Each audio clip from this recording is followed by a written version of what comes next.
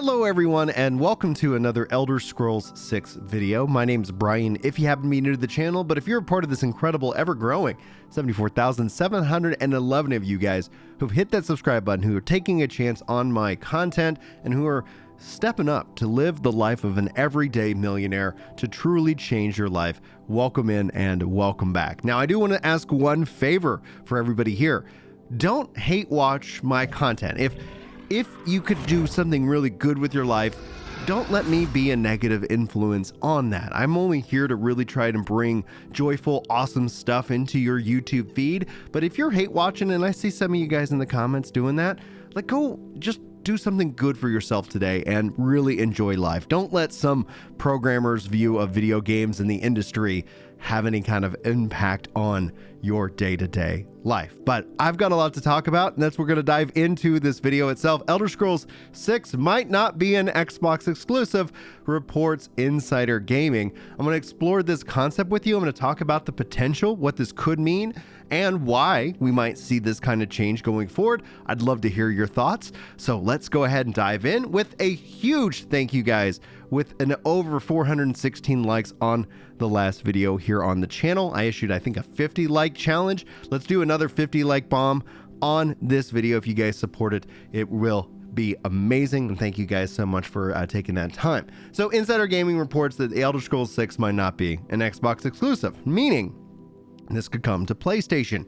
Previous Elder Scrolls games have, but with the success of Starfield, many are wondering if that's going to be the natural born or the natural trajectory. Let's dive into the article, see what it has to say. It says, in recent interviews with Bloomberg, Xbox's Phil Spencer, the head of Xbox, was grilled on the upcoming fantasy RPG epic that entered in development just weeks ago. It isn't expected to be on the scene for another 5 or 6 years, but people are already wondering whether Elder Scrolls 6 will be an exclusive to Xbox and PC platforms. And to highlight kind of an idea that Dreamcast guy brings up, because I totally echo this, he says, you gotta admit it's pretty silly that Bethesda announced this game, Elder Scrolls 6, like 5 years before they even started making it, and that ends up being, if this time frame is right, that's going to be another 10-year development cycle, which I think sets up expectations that ultimately hurt the game. Because when you start to talk about a 10-year dev cycle, this is where Brian, the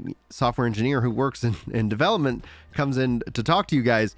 There could be HR nightmares in that. You could get a lot of turnover. You let me know how many of you guys have been at the same job for 10 years, and I want to bet that based off of those who have been, because they do exist, it's a small percentage to all the rest of us who maybe change our job every 3 to 5 years, according to kind of national averages. Anyhow, the article goes on and says, with this, the Phil Spencer stated clearly that the games are going to be addressed in a case-by-case basis, even in light of the acquisitions that have been made or are being made by Microsoft and Xbox. So he said, we want to make sure our games are available in so many different places. We're looking at millions and millions of players who will have access to Starfield and other Xbox Game Studio games. It's really about giving players choice around how do they want to play and how they want to build their library of games. Obviously, Sony has the biggest footprint when it comes to this, and that's where I want to highlight one comment that we got on the last video I made. Nunny says, we trade Elder Scrolls 6 for Final Fantasy 7 Remake. Seems like a fair trade to me, and I don't agree with that at all. That wouldn't really be a fair trade. We would have to go first party to first party, and that is something that I'm willing to do. I think that is, like, I have any power in this case, but I'm saying that as somebody who wants to see this vision where games are everywhere, if you are a gamer, you can play the games that you want on the preferred platform, the hardware that you choose. And that is, I think, the best form of, competition. I think that is the best form, because just like with social media platforms, these are naturally building monopolies. So it isn't like there is an equivalent to the Spider-Man series on the Xbox. There is not now an equivalent of the Starfield series on the PlayStation. And that, I think, is where gamers lose out, and it ends up creating more toxicity online than it really is worth it. But we do see the dollars, and then one of the reasons why, in terms of the Xbox and the PlayStation fan bases,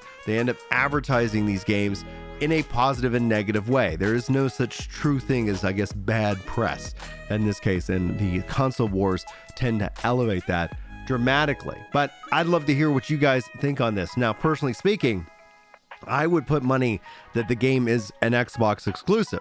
I think that as Xbox mounts more and more and more of a threat to Sony, that can then bring them to the table, and horse trading these games on these platforms would be a huge win. We've seen that already happening with The Show, which I think is one of the best baseball games out there. Having it made its way over to Xbox, I think that is a good thing for the industry, and I'd love to see more and more of that so that gamers can just play their games and true communities can grow around a game rather than having these walled off experiences. But let's just kind of wrap up this video with this one thought that I shared out over on X or Twitter or whatever we want to call it. Somebody talking about how they're going to return the favor, what the ponies did to them. We will spread like wildfire the boring story and cringe Spider 9000 DLC Pack 2. Block me now. I'm spoiling it all for you on day one. And this is not the way.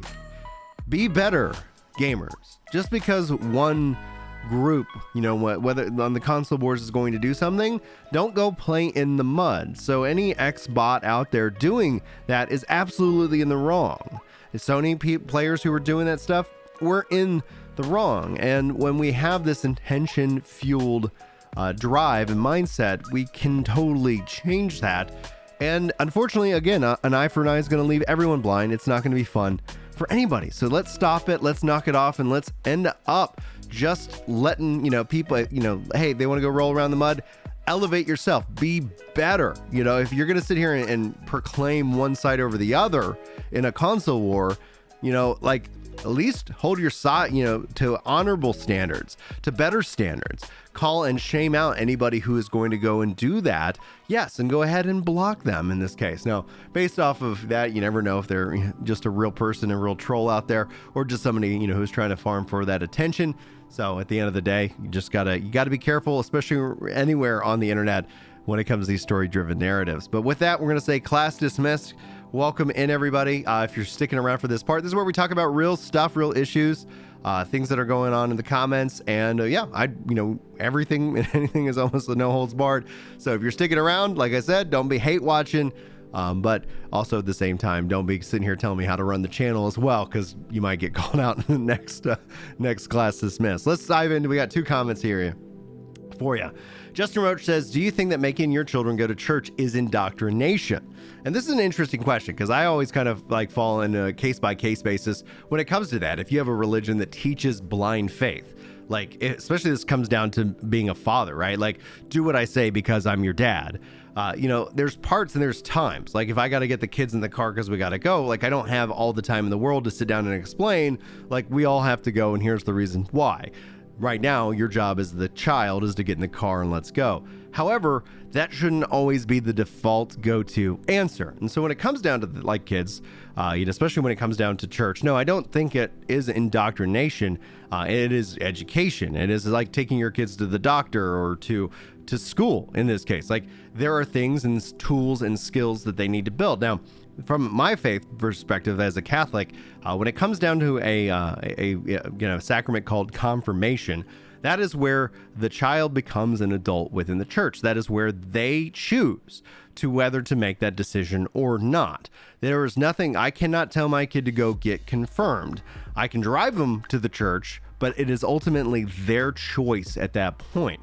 As a part of any family tradition or any offering, whether you want to believe it or not, you have to start to look at the fruits of what is truly, being applied. I've talked to many people, here, and I'm not judging anybody if they don't have that background, but they continue to see and look at the fruits of having, a religious, growing up or education or having that tradition that's baked inside you. We see secular try to offset a lot of the things that religion provides in terms meditation versus prayer, things of this. And you can have multiple forms of prayer. Meditation is just one form of it. There's all different styles, memorized, contemplative, so many different things that you can use. And that's one of the things I always kind of find is that when people struggle with kind of religion, it's that, there are different different flavors of that. And it's not that like you tried chocolate and you're like, nah, it's not my thing. Like, oh, have you tried the, vanilla? Have you tried strawberry? Like, there are different things, especially that speak to us as human. We're not all made the same.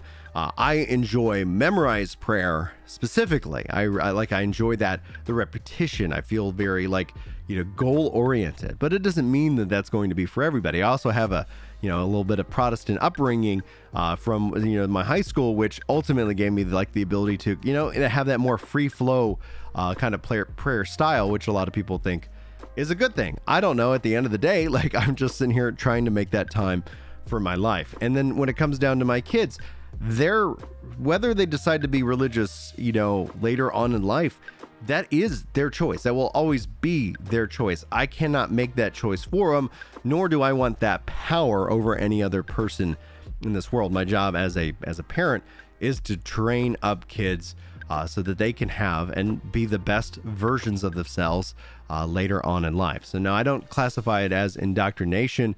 But I do understand how some people can, and depending on kind of various different religious sects and even religious cults out there in the world, especially when anybody who sits here and just says you got to believe because you got to believe, that blind faith does not sit well with me. I reject anybody who's coming at it from a blind faith argument, which means that you just can't question it.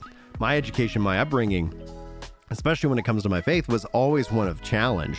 Always one of seeking answers and questions and being told by the priests and the nuns to sit down and say, go and ask questions. Go figure out who wrote that and who paid for that and did that. And, just keep asking questions. Never stop asking questions. So if any religion was out there saying, don't question me, I think that would immediately can be a red flag in my book. And that's not to say that there probably aren't Catholics out there who do that. It's a big church. So you're going to end up running into those kind of situations no matter what. And then Talking Butt says, brah, you're Catholic. Child grooming is your thing. Your POE, your church's religion, has been covering up child rape since the dawn of time. Now you're pretending that you just want to protect children. Don't make me laugh. And this is, what they call out here is the hypocrisy of it. Because when you actually go look at the numbers and done by multiple different research institutions, the first things first, the cover up that the church leadership in the very different dioceses did, the abuse of priests is absolutely disgusting. There will forever be wolves in sheep clothing, and this has been true from the day on the church. Judas, in and of itself, is the classic example. Just because you profess one thing does not necessarily make you holy, and people always need to be on their guard. But the church, in and of itself, from the reports, the numbers that aren't done by the church that were done by others, highlight that it's the hypocrisy that makes it feel massive. And one child being abused is too many.